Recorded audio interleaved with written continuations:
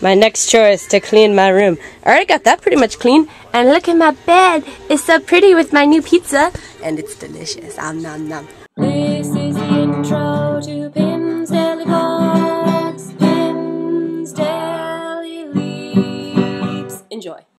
Now it's time to clean. No, this weekend. None of that. None of that. And it's so pretty outside. I get to open the window again. I'm redoing my shirts. Look how nicely those are folded. Look how terrible those look. Ugh! I found out this awesome way to fold a t-shirt in like 2 seconds. I'm really bad at it, so it takes me a long time. But it's really cool, and that's how those guys are really nicely done. Yeah. So now I'm gonna fold the rest of them, and that's really gonna help my stuff look better and all that kind of stuff. I also wanted to give you guys a quick news flash because it's almost Halloween. I'm going as an anglerfish this year. I got the idea when I was at band, and we all got, oh, it's windy. We all got these giant glow stickies, and I put mine in my hair, and so my mind is, oh, you know what? I should get one of these and then some sort of a glowy thing to go on the end. Totally anglerfish. And I'm thinking like a black turtleneck, and then I can give myself fins on the back and on the sides, and then my arms will actually be the mouth, and I can do a giant bag thing on the underarm so that they deposit the candy in my arm, in my mouth, and it'll be really cool. And I'll have giant eyes on the side of my head. As soon as I actually start to work on that a little bit more, I can show you guys what it looks like, but for now it's just an idea with a glow stick. Anglerfish! Yes! I turned on the TV, and it's Batman the Brave and the Bold. It started off with a musical number, a bad musical number by Aquaman, and I don't understand. It hurts my soul. And now I'm going to go usher for the Tempest, which is why I have leather on. I leave no fingerprints. No one will know what I'm doing. Except that I'm recording it so everyone will know. Shh! Don't tell anyone. Hello, party people. I'm going to do a quick vlog for Theater 216. So, Theater 216, start watching right now. Hello! How are you guys doing? So let's pause while I wait to cross the road. That guy totally did not stop at the stop sign. New Yorkers, you can't drive.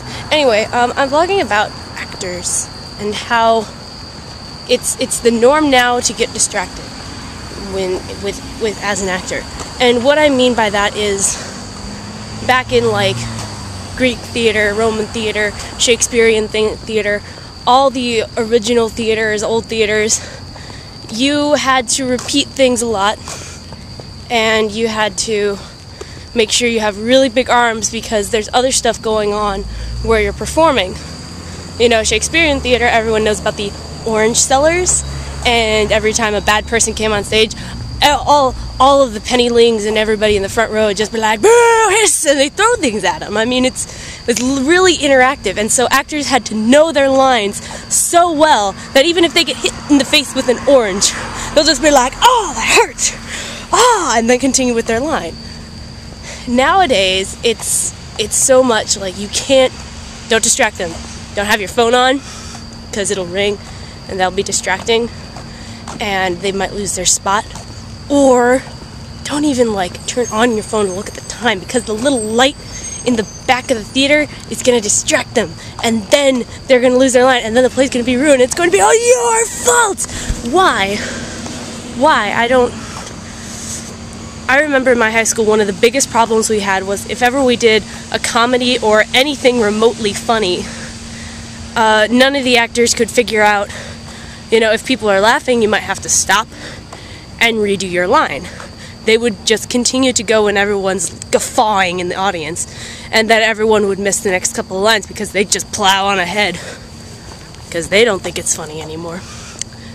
And I don't know, like, I was ushering last year for the Caucasian Shock Circle. It was a good production. I liked it. But one of the things that they forbade us to do is that if people left, they could never come back in. I'm talking about someone who's paid for their ticket, came in, and then realized, I have to use the bathroom.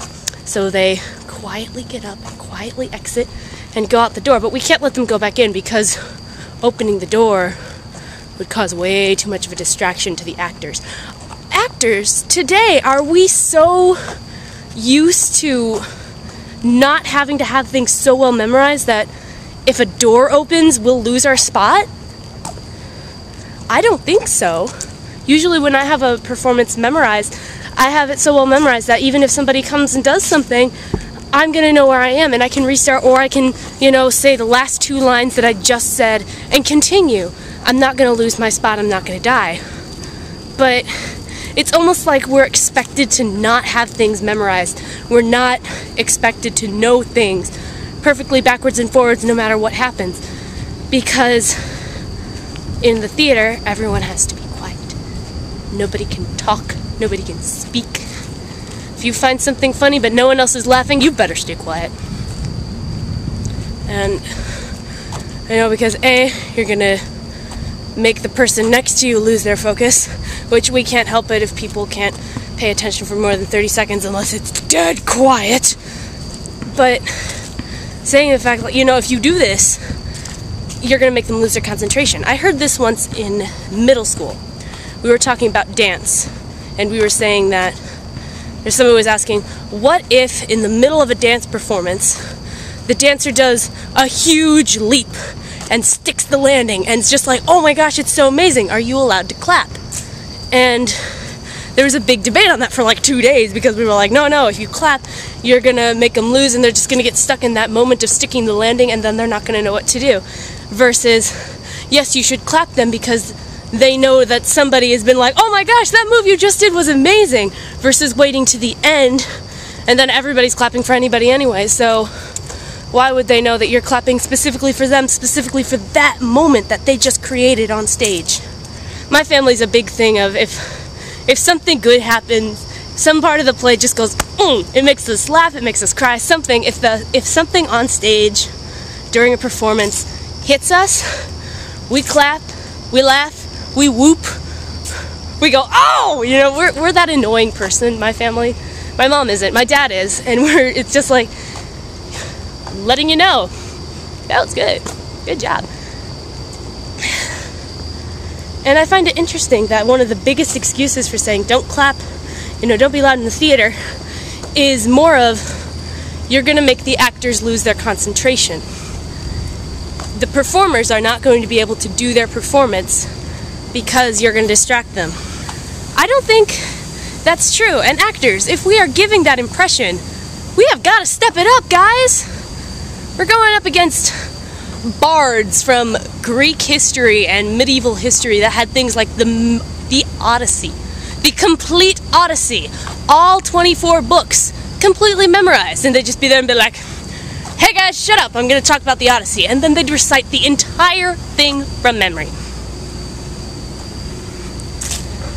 We are going up against that. And nowadays I read something about in films, they don't really have things memorized because they just have the script, and they'll do like a 2-minute scene, and then they'll stop, and they'll read their script, and they'll do it again.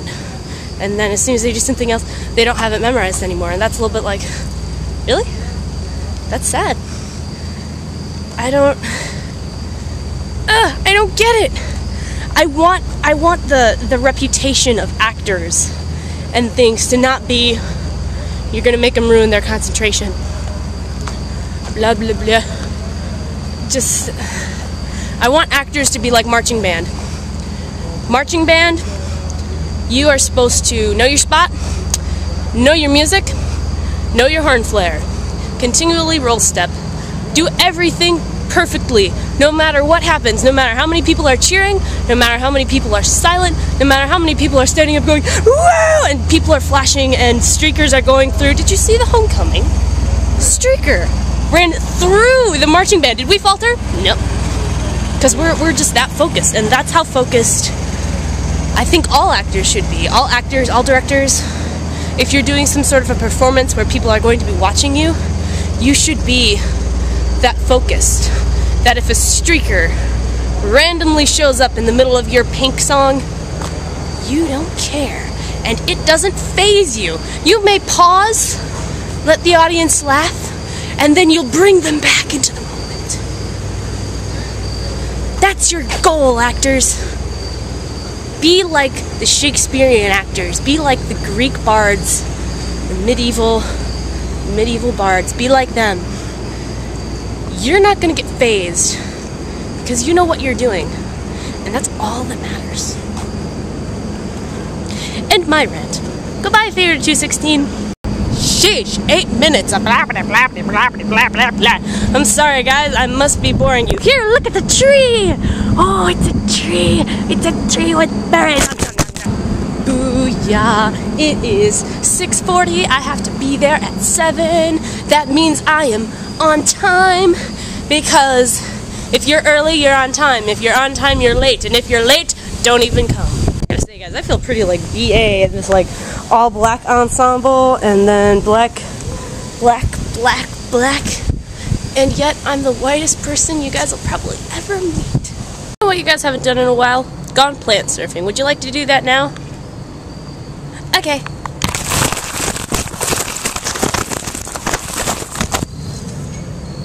And get that last little one again. Good job. Oh, you guys are dirty now. There. I just found leaves in my pocket. I wish I could have found my other white shirt. This one just looks dorky. I have one that has a nice like tie and it's really professional looking. This is just like...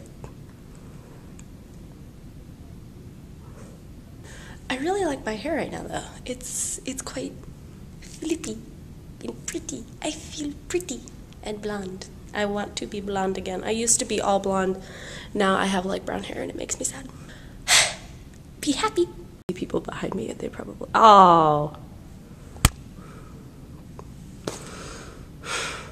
I have camera fail.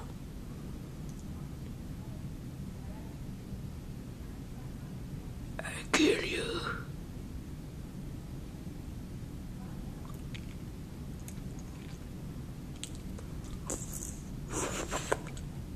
I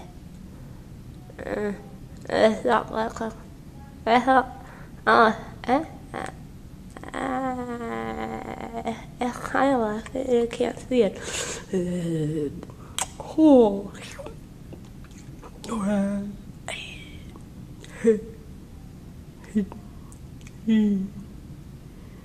No. Oh, it's so glary. No, this. Why do you fail?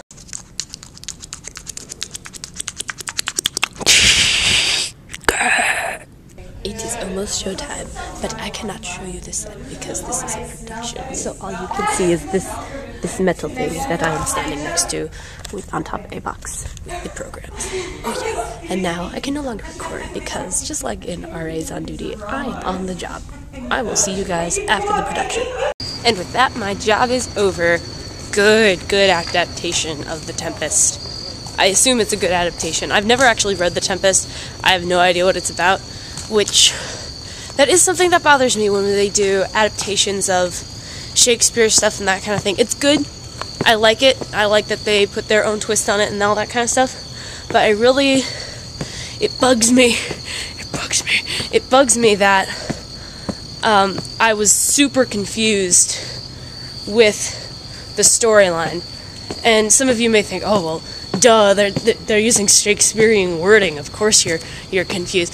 But I was one of those nerds in class that was always like, oh yeah, Shakespeare, this is what's going on, don't you get it? And everyone else was like, oh, I hate you. Stop being smart.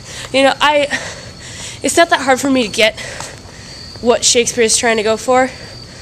I can at least get like, okay, he's a king, she's a princess, she's not his daughter, she's his daughter. I can kind of get out the basic storyline. But for the entire first half, I was just like, what? What's happening? I'm so confused. Oh man. But it was good, it was good. They had this whole like hospital thing going on, which was really cool because the tickets that they had, it were little white sticky bands, you know, that you wrap around your wrist like at a carnival, and it said hospital patient. And I thought that was really cool because there was a whole hospital theme to it. and everyone was a hospital patient. I was like, yeah, that makes me happy. If you're in the Stony Brook area, definitely come out and see The Tempest in Stoller Center in Theater 2. It's very nice. It's a very good production and very, very fun. It's long, but it's worth it. And during the intermission, they have apple juice and cookies, so that made it better. I can get things pretty clean. And then I get to a point where I just have a whole bunch of stuff that I will use pretty quickly, but doesn't really need to be out, but I kind of want it to be out. And it's just, it's junk. That's all it is. I have a lot of junk. And it's kind of like, oh, I really should put this away. But I'm going to use it, like, tomorrow. But I should put it away. And so now it's all sitting on my chair and I don't have a place to sit. Yawn. Tired, tired, tired, tired Laura. That's why my camera angle is like, bleh. Tired arm equals bad camera angle. Dang it, arm. I was doing shade weight this morning too, so you'd think that my arms would be more strong. But they are not. See, this is the kind of reason that my mom wanted me to have mace. On these walks back to my dorm when I'm by myself, I has protection. Something happens, I'm using you to catch the villain's face and record their voice. Or find Bigfoot. That would be awesome! Oh my gosh, I'd immediately get like 500,000 views just because of like putting real Bigfoot video in there. Look, it's Bigfoot! Oh my gosh, do you see him? He's right there, he's right there, he's right there! Oh, no, I'm kidding, I'm kidding. I am totally putting that as the title. I'm gonna trick people. I'm evil. He. Can you guys tell that I'm desperate to make some interesting type video thing? Because I feel bad that I haven't vlogged for a while and I feel like I need to record some interesting stuff for you guys. But yet I haven't been doing anything. Nah, you totally can't tell at all. Look at that tree. Actually, really, look at this tree. It's like all bumpy and weirdy and funky. Funky tree. Funky leaves. Ooh, those look like a ghost on the camera. Sigh. My bulletin board used to look so pretty. Now it just looks like bad. Oh well. Time for the dorm. And this is the end. I finished the Odyssey! Yeah!